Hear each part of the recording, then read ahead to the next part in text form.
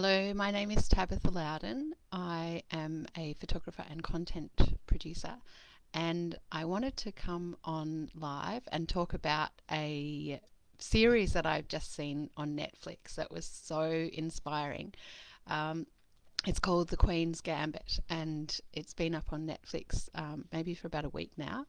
And it's absolutely taken the world by storm. So I just wanted to come on and let you know what I thought were the reasons, and the main reason that 200 million subscribers on Netflix are absolutely transfixed with this story.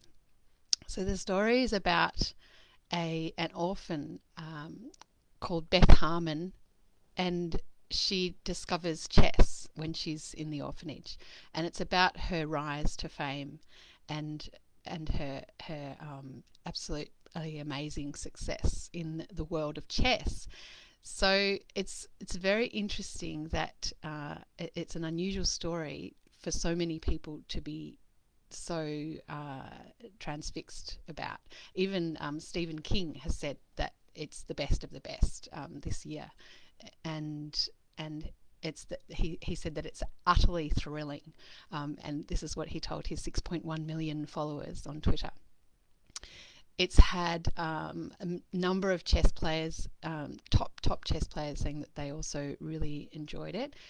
There's been a slight criticism that Beth Harmon, who learns all of the games of the chess masters, the slight criticism is that there weren't enough pieces of information and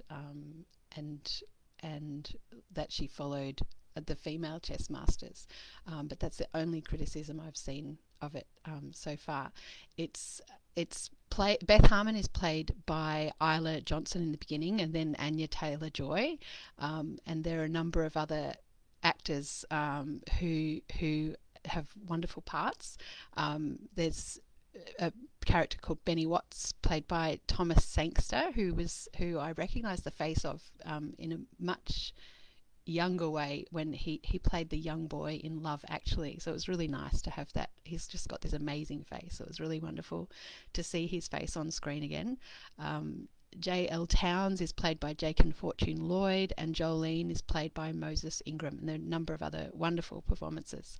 The costumes are absolutely amazing by Gabriel Binder. It's set in the 50s and 60s, and the costumes are just stunning. Also, the music, the score by Carlos Rafael Rivera is just it just takes you on the journey, and it's so moving. The whole, I think there's 5 or 6 telly movies in the series, and they just, you can't stop watching them. If you if you don't want to binge watch on Netflix, don't start it.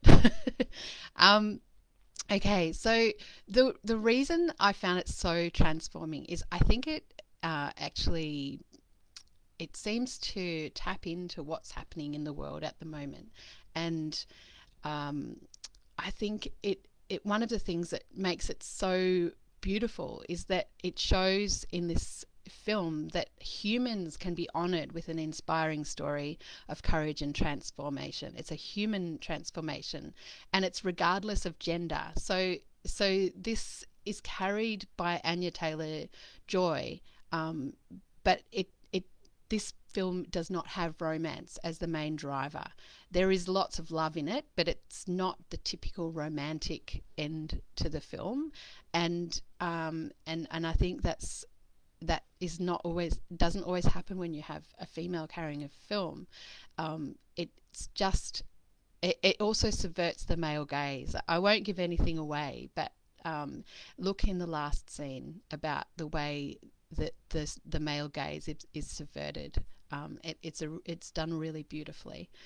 I think another thing is that for me, personally, it makes the watcher feel so inspired, and it makes you want to go out and find your gift and study it and perfect it, and give that to the world. So that's what I found personally, that it just gives you so much energy to go out and find what it is that you love, and and to keep going with that and to give that as a gift to human evolution.